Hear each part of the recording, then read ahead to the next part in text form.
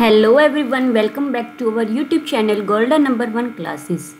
So mathematics TGT HTET level 2 का हम solution करेंगे मैथ्स पार्ट का 91 to 150 क्वेश्चंस और 2016 से लेकर 2023 तक जितने भी क्वेश्चन पेपर होंगे हम सभी क्वेश्चन पेपर जो है डिस्कस करेंगे with short tricks and easy method, ठीक है, ताकि टाइम कम से कम टाइम हमें लगे सॉल्व करने में।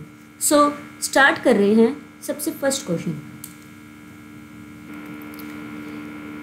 एक बेलन एक शंकु के आधार की त्रिज्याओं का अनुपात 3:4 है, यानी कि radius of cylinder and a कोन।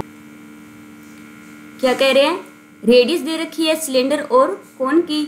हम मान लेते हैं सिलेंडर की रेडियस r1 है और कोन की रेडियस क्या है r2। तो रेशियो है तो हम ऐसे डिवाइड करके भी लिख सकते हैं, r1/r2 3/4 दे दिया।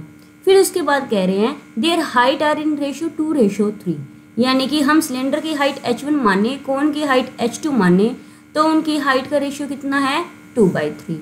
फिर क्या कह रहे हैं? रेशियो किसका निकालना है? उनकी वॉल्यूम का। अगर सिलेंडर की वॉल्यूम v1 माने और कोन की वॉल्यूम v2 माने तो इसका हमने रेशियो बताना है।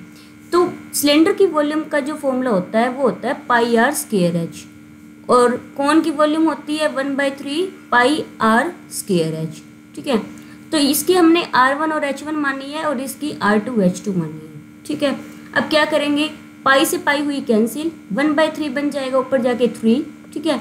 अब देखो r1 बाई में r2 है, इनका स्क्वायर है, ठीक है। तो r1/r2 कितना हो जाएगा? 3/4 का स्क्वायर, यानी कि 3/4 का स्क्वायर, इसको मैंने 2 बार लिख दिया, ठीक है। h1/h2 है, यहाँ पर h1/h2 2/3 है, ये मैंने लिख दिया। 3 से 3 कैंसिल, ये 2 पर कैंसिल, तो 3 3 ज़ा 9, 4 2 ज़ा 8, तो 9/8 मतलब 9:8 आया। ऑप्शन 2 करेक्ट रहा, ठीक है। नेक्स्ट क्वेश्चन है, if the altitude of an equilateral triangle is √6 then it's area. देखो इक्विलेटरल ट्रायंगल होती है जिसके अंदर सभी साइड्स क्या हो, इक्वल हो, ठीक। और इनका एल्टीट्यूड मतलब इसकी जो है हाइट, ये h हमें दी है √6। अगर इक्विलेटरल ट्रायंगल की साइड में a मान लूँ तो जो h होता है वो होता है √3/2 × a, ठीक है। तो हमें h दिया कितना है? √6 दिया है। इसका मतलब मैं a निकाल सकती हूँ, ये कैंसिल हुआ √2 पर, ठीक है। तो a क्या हुआ? 2√2 साइड आ गया। अब एरिया ऑफ ट्रायंगल क्या होता है? एरिया ऑफ ट्रायंगल क्या होता है? √3/4 × साइड का स्क्वायर, यानी कि a का स्क्वायर। तो √3/4, a कितना है? 2√2, यानी कि 2√2 का स्क्वायर। तो √3/4 × 2√2 कितना होगा? 8 होगा, ठीक। 4 2 ज़ा 8 विच इज इक्वल टू 2√3, यानी कि ऑप्शन ए रहेगा correct. So how many numbers lies between 10 and 300? 100 और 300 के बीच में कितने नंबर होंगे? Which leaves always a reminder 3, जो हमेशा 3 रिमाइंडर दे व्हेन डिवाइडेड बाय 4। तो सबसे पहले 10 के बाद ऐसा पहला कौन सा नंबर है जो 4 से डिवाइड हो रहा है? 12, ठीक है। अब रिमाइंडर 3 रिटर्न करना है तो इसमें 3 ऐड कर दो, तो पहला नंबर कौन सा माना जाएगा? 15। 15 को 4 से डिवाइड करो, रिमाइंडर 3 आएगा, ठीक है। तो यानी कि हमारे पास हो गया a, और d हमेशा वही रहता है जिस नंबर से डिवाइड करो, यानी कि 4, ठीक।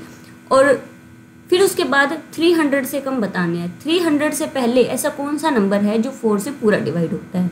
वो है 296। 296 में 3 ऐड करोगे, हो गया 299, यानी कि लास्ट नंबर मिल गया जो पूरा 4 से डिवाइड जाएगा, इसको हम कह देंगे n, यानी कि लास्ट टर्म आ गई। तो फॉर्मूला लगा देंगे an = a + n - 1 × d। हमें n निकालना, आंसर आ जाएगा। तो 299 = 15 + n - 1 × d, d इज 4। 15 यहाँ के माइनस हुआ, ये हो गया 284, और ये 4 यहाँ के डिवाइड हो जाएगा, इक्वल बचेगा n - 1, एंड ये हो गया 71, यानी कि 1 यहाँ के ऐड होगा, n की वैल्यू आ गई 72, ठीक है। तो यानी कि ऑप्शन डी हमारे पास रहेगा करेक्ट। नेक्स्ट क्वेश्चन है, the probability that a hits a target is 4/5। पहले इसको इरेज कर देते हैं। हाँ जी, a टारगेट को हिट कर रहा है, मैं इसको कहूँगी इसकी प्रोबेबिलिटी p ऑफ a है, पी ऑफ ए कितना 4/5, ठीक है। फिर कह रहे हैं B hit the same target is 3/4, B उसी को सेम टारगेट को हिट कर रहा है, यानी कि पी ऑफ बी कितना है 3/4 है। फिर if each of them hit once, एक बार हिट कर रहे हैं इनमें से, the probability that target hit only one of them, यानी कि हमें टारगेट क्या निकालना है कि या तो ए हिट करे या फिर बी हिट करे, इसकी हमको प्रोबेबिलिटी निकालनी है। अगर ए हिट कर रहा है इसका मतलब बी हिट नहीं कर रहा, यानी कि बी नोट लेंगे। अगर बी हिट कर रहा है, अगर बी हिट कर रहा है इसका मतलब ए हिट नहीं कर रहा, तो ए नोट लेंगे। तो यहाँ से अगर मैं ए नोट निकालना चाहूँ तो 1 - 4/5 होएगा, मतलब 1/5। अगर बी नोट निकालना चाहे तो पी ऑफ बी नोट तो क्या होगा 1 - 3/4, यानी कि 1/4, ठीक है। बस यहाँ पर वैल्यू पुट कर दो, 4/5 P of A, P of B 1/4 plus P of B 3/4 and P of A 1/5। इसको सॉल्व करेंगे, 4 और 3 7, 7 में 20, यानी कि ऑप्शन डी रहेगा correct. If the median is 20 each data is increase by 2, अगर मीडियन कुछ भी हो, अगर मीडियन x होता है, जिस भी डाटा से इंक्रीज किया जाए हर नंबर को, तो मीडियन भी उसी नंबर से इंक्रीज हो जाता है। तो मीडियन 20 है और 2 से इंक्रीज कर रहे हैं, तो न्यू मीडियन क्या हो जाएगा 22। तो ऑप्शन 1 क्या रहेगा करेक्ट, ठीक है। अब कह रहे हैं कि रेशो निकालना है, मतलब एक ऊपर टर्म डिवाइड बाय दूसरी टर्म। रेशो किसका, थर्ड प्रोपोर्शन बाय में मीन का, ठीक है, हमें ये बताना है। तो थर्ड प्रोपोर्शन क्या होगा, थर्ड प्रोपोर्शन किसका 12 एंड 30 का, 12 और 30 का थर्ड प्रोपोर्शन क्या होगा 30 स्क्वायर, यानी कि 30 × 30 बाय में 12। ऐसा क्यों आया, देखो थर्ड प्रोपोर्शन में 12 और 30 का निकालना है, 12/30, फिर प्रोपोर्शन लगा के 30/x, तो थर्ड प्रोपोर्शन x माना जाता है। तो x क्या होता है, इन दोनों की प्रोडक्ट, यानी कि 30 × 30 डिवाइड बाय ये डिवाइड में, ठीक है। तो यानी कि b² बाय में a हम कहते हैं third proportion between b and a, ठीक है। तो ये होता है हमारे पास थर्ड प्रोपोर्शन, तो मैंने लिख दिया। इसका किसके साथ रेशो निकालना है, मीन के साथ। मीन ऑफ 2 नंबर, अगर a और b का मीन निकालना हो तो वो क्या होता है √AB। तो हमने किसका निकालना है 9 और 5 का, यानी कि √9 × 25। तो ये क्या होगा, इसका 3 इसका 5, यानी कि 15। तो ये आ गया हमारे पास 15। तो ये कितना बन गया भाई, इसको यहाँ पर कैंसिल करेंगे, 2 6 दूनी 12, 6 पंजे 30, ठीक है। और ये बन गया 30 × 5 डिवाइड बाय 2, और ये 15 है, ये यहाँ के हो जाएगा 1/15, 5 3 = 15, ठीक है। ये हो जाएगा 10 और ये कैंसिल होएगा 5 पे, यानी कि कितना बना 5/1। तो इसका मतलब 5/1 हुआ, तो ऑप्शन 3 करेक्ट रहेगा, ठीक है। If the diagonal of a quadrilateral bisect one another at right angle, किसका राइट एंगल, किसका क्वाड्रिलेटरल का। तो कह रहे हैं कि डायगोनल अगर राइट एंगल पे कट करते हैं तो वो क्या होता है, वो हमेशा रोम्बस होता है, रोम्बस के डायगोनल राइट एंगल पे कट करते हैं। नेक्स्ट है ₹4536 divided among 4 men 5 women and 2 boys, यानी कि 4 आदमी 5 औरतें और 2 लड़कों में इतने रुपए को बांटा गया है। और रेशो क्या है, कितने रेशो में बांटा है, एक मैन वुमेन और जो बॉयज़ है इनका रेशो क्या है 7 4 और 3, ठीक है। क्या करेंगे, देखो मैन 2 बार दिया हुआ है, तो मैन वाला पहले 4 और रेशो में कितना 7, इनकी कर दो प्रोडक्ट, ठीक है। और क्योंकि रेशो में है तो रेशो में हम ना x लेट करके चलते हैं, ठीक है, कि इनका इतना मल्टीपल है, तो हम 7x मानेंगे। फिर उसके बाद वुमेन का 5 था यहाँ, ठीक है, और यहाँ वुमेन का 4 है, तो 5 × 4x, ठीक। फिर यहाँ पर बॉयज़ का 2 है और यहाँ पर 3 है, तो 2 × 3x। इनका सम किसके इक्वल होएगा, टोटल रुपीज़ के। तो ये कितना टोटल रुपीज़ 4536, ठीक है। तो ये कितना हुआ 28 + 20 + 6x = 4536। इनका सम कितना आया, ये 48 और 6 54, 54x = 4536, x equal to 4536 divide by 54। तो 6 पे कट किया, ये आया 9, ठीक है। ये बनेगा हमारे पास 7 5, ये 6, ठीक। फिर इसको 9 पर ही कट कर देंगे, ये हमारे पास बनता है 84। मतलब x कितना आया 84।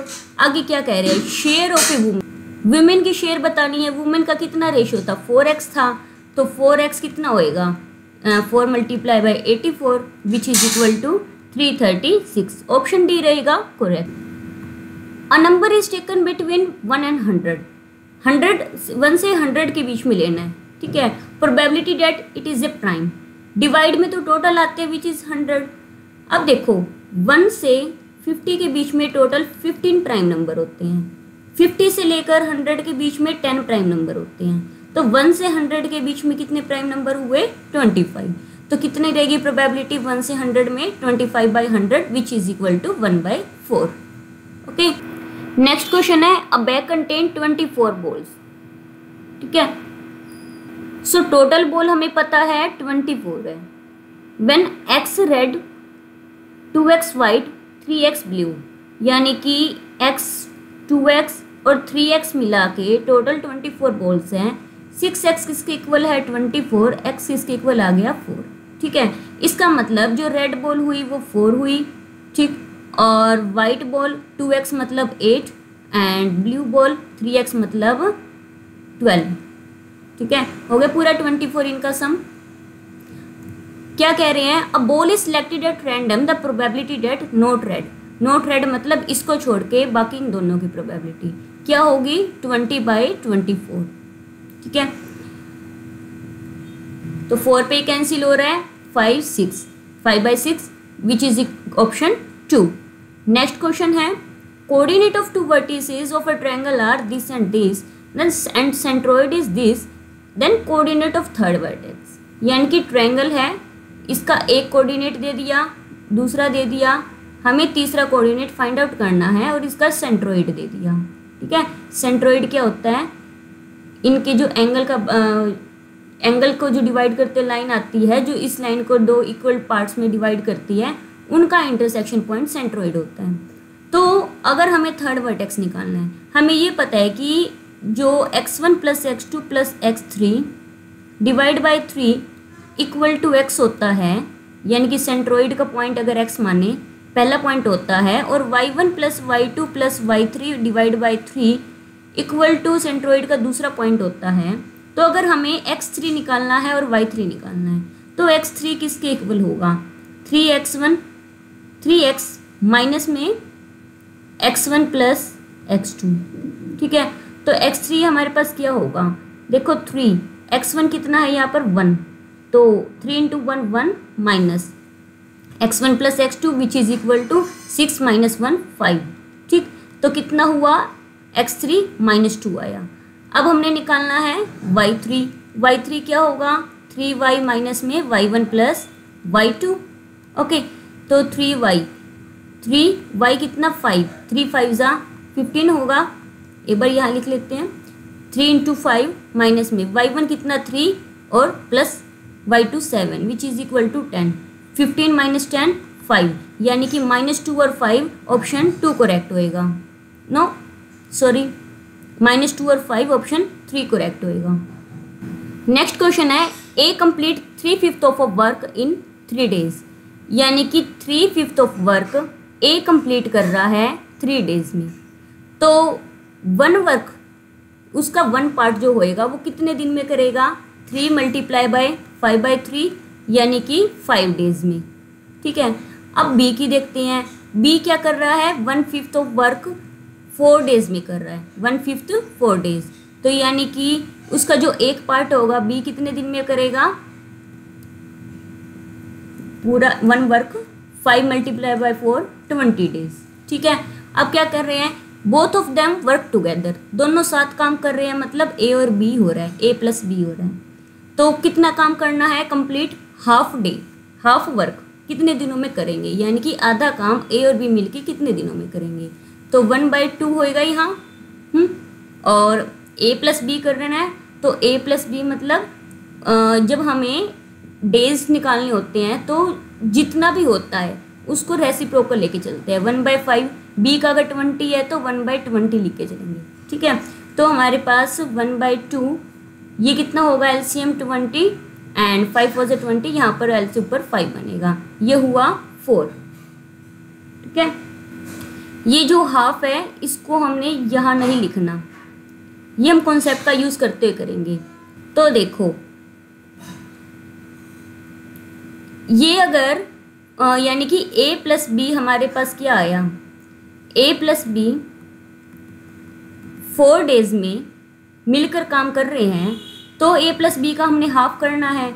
4 दिन में अगर वो पूरा काम कर रहे हैं तो आधा काम करना है, 4 का आधा करेंगे, 4 का आधा कितने दिनों में करेंगे, वो 2 दिन में, तो यानी कि 2 डेज हमारे पास करेक्ट आंसर बनेगा, ठीक है। नेक्स्ट क्वेश्चन है total surface area of solid hemisphere of diameter 14। देखो रेडियस तो है हमारे पास डायमीटर की हाफ यानी कि 7, क्योंकि 14 है तो 7 रेडियस होगी। अभी इसके अंदर बच्चे कहाँ गलती करते हैं, सॉलिड हेमिस्फीयर है, अब यूँ पता है कि स्फीयर का जो एरिया होता है वो होता है 4πr²। हेमी नाम सुनते ही वो उसका हाफ कर देते हैं 2πr², लेकिन ये कह रहे हैं टोटल सरफेस एरिया। अगर हेमिस्फीयर का टोटल सरफेस एरिया अगर हेमिस्फीयर का निकाल ले तो उसके अंदर एक सर्कल ऊपर से जो बंद होएगा वो सर्कल भी इसमें ऐड होता है, मतलब πr² और ऐड होता है। तो हमारे पास फॉर्मूला इसका होता है 3πr²। तो हमें निकालना पड़ेगा 3 × 22/7 r 7 × 7, 7 से 7 कैंसिल, ये हो गया 66 × 7, ये हो गया 6 7 42 और 4 46, 462 which is equal to option 3। Okay, next question है a wheel has a radius 35, radius कितना 35, how many revolution it will take will it make to cover 11 kilometre. देखो सेंटीमीटर में है रेडियस, डिस्टेंस है 11 किलोमीटर, ठीक है। तो हम इसको चेंज करना है सेंटीमीटर में। तो देखो ये होता है 1000 मीटर, किलोमीटर जो है 1000 मीटर, सेंटीमीटर में चेंज करेंगे तो हमारे पास 60 बन गई, ठीक है। अब हमने क्या बताना है कि कितने रिवॉल्यूशन यानी कि कितने बार वो पहिया घूमेगा, ऐसे ऐसे घूमेगा कि वो टोटल डिस्टेंस 11 किलोमीटर बने। इसका मतलब जितनी बार पहिया घूम रहा है, एक बार जो पहिया घूम रहा है, घूमने को हम यूज़ करते हैं सरकमफ्रेंस विच इज़ 2πr। कितनी बार घूम रहा है, n बार घूम रहा है, तो n इंटू हम क्या करेंगे n into 2πr equal to distance, distance जो है हमारे पास वो हम लिख लेंगे, ठीक है। तो हम वैल्यूज़ की पुट कर देंगे n into 2π equal to 22/7, r is equal to 35, ठीक है। ये 5 पे कैंसिल हुआ और इक्वल में यहाँ पर लिख दिया डिस्टेंस, ठीक है। तो ये 11 1 × 11, यहाँ पर 1 के पीछे 6 zeros एंड यहाँ पर 11 2 × 22, 5 2 × 10, ये 10 बनेगा, एक 0 यहाँ से गई और ये इसको कैंसिल करेगा 5 पर, यानी कि हमारे पास जो है 5000 n की value 5000 I which is option 3। Next question है स्लोप ऑफ लाइन, लाइन क्या है 4x + 3y - 4 = 0। स्लोप निकालनी हो, स्लोप क्या होती है y = mx + c, मतलब y का कोफिशिएंट 1 होना चाहिए। तो हम इसको y का कोफिशिएंट 1 बनाएं तो 3y किसके इक्वल होगा 4 - 4x और y की वैल्यू क्या आ गई है 4 - 4/3 x 4/3 है ना। तो x का कोफिशिएंट क्या होता है m, जो स्लोप होती है वो क्या होती है m होती है। x का कोफिशिएंट जो m है वो क्या है -4/3, तो स्लोप कितनी आई -4/3, ऑप्शन 2 करेक्ट रहेगा, ठीक है। हम कोशिश करेंगे स्पीड में क्वेश्चन करने की, क्योंकि क्वेश्चन 60 हैं और टाइम लगता है और हमने शॉर्ट ट्रिक के साथ जल्दी करने की कोशिश करनी है।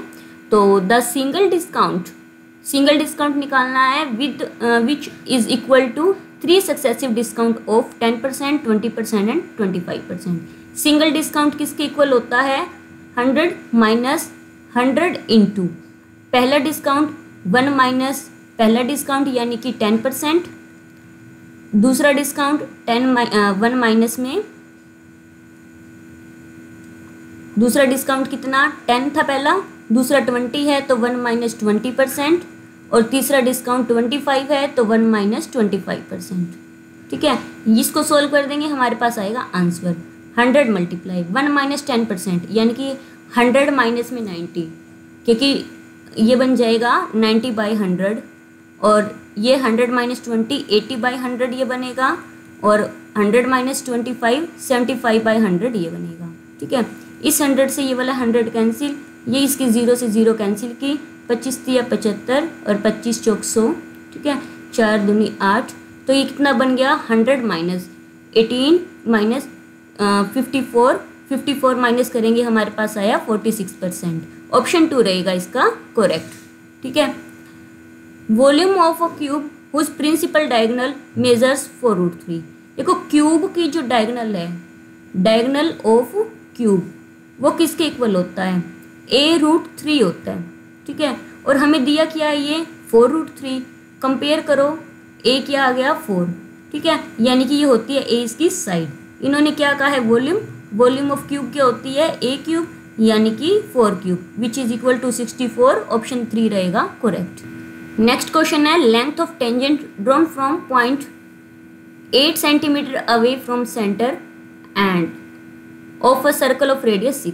मतलब क्या कह रहे हैं, एक सर्कल है जिसकी रेडियस 6 है और सेंटर से 8 मीटर दूर एक पॉइंट है, ये ले लिया, और इसकी टेंजेंट निकालिए, मतलब इसको टच करते हुए जो लाइन जाएगी इसकी लेंथ निकालनी है, हम एक्स लेट कर लेते हैं। ठीक है, तो हमें यूँ पता है कि टेंजेंट और रेडियस आपस में परपेंडिकुलर होते हैं। ये हमारे पास बन रही है एक राइट एंगल ट्रायंगल, यहाँ पर 90 डिग्री, ये 6, ये x और ये 8। तो यहाँ पाइथागोरस थ्योरम लगाएंगे, क्या होगा hypotenuse square minus perpendicular square equal to base square, यानी कि x क्या हो जाएगा √64 minus 36 which is equal to √28। ठीक है, 28 इसको सॉल्व करेंगे क्या आ जाएगा 4 7 या 28 यानी कि 2√7 विच इज ऑप्शन 2 करेक्ट होगा। ठीक है, नेक्स्ट क्वेश्चन है the price of an article is reduce by 10%। देखो ये वाला क्वेश्चन चेंज हो के रिपीट कॉन्सेप्ट के साथ आता है और अच्छे से आप इसे देखेंगे। क्या कह रहे हैं, price article is reduce by 10%। अगर रिड्यूस हो रहा है, देखो इंक्रीज भी कह सकते हैं ये और रिड्यूस भी कह सकते हैं। ठीक है, अगर इंक्रीज आ जाए तो हमने फॉर्मूला लगाना है, जितने परसेंट से इंक्रीज हो रहा है, मान लो x% से इंक्रीज हो रहा है, x multiply by 100 upon 100 minus x करेंगे। अगर इंक्रीज हो रहा है तो प्लस x, रिड्यूस हो रहा है, अगर x% से रिड्यूस हो रहा हो तो x मल्टीप्लाई बाय 100 बाय में 100 माइनस एक्स। इंक्रीज, ये क्वेश्चन कैसे आ सकता है, और सैलरी के ऊपर आ सकता है कि एक पर्सन की सैलरी 10% ज़्यादा है दूसरे पर्सन से, तो दूसरे पर्सन की सैलरी उससे कितने % कम है, तो अगर उसकी ज़्यादा है तो ये वाला फॉर्मूला। ठीक है, अगर हम कहेंगे कि उसकी सैलरी कम है दूसरे पर्सन से, ये फॉर्मूला। ठीक है, ये क्वेश्चन कैसे करके भी पूछ सकते हैं, कहेंगे कि इतना रिड्यूस है, दूसरे में इंक्रीज पूछेंगे, तो अपने इंक्रीज वाले पे ध्यान ना देके अपने ये देखना है रिड्यूस है तो 100 माइनस एक्स आएगा डिवाइड में, और इंक्रीज हो रहा है तो 100 प्लस एक्स आएगा। ठीक है, तो यहाँ पर हम जो फॉर्मूला लगाएंगे ये वाला लगाएंगे। तो कितने परसेंट है 10%, तो 10 मल्टीप्लाई बाय 100 बाय में 100 माइनस में 10 यानी कि 1000 डिवाइड बाय 90। इसको हम कैंसिल करेंगे, डिवाइड करेंगे, ये बन जाएगा 11 1/9%, यानी कि ऑप्शन डी इसका रहेगा करेक्ट। ठीक है,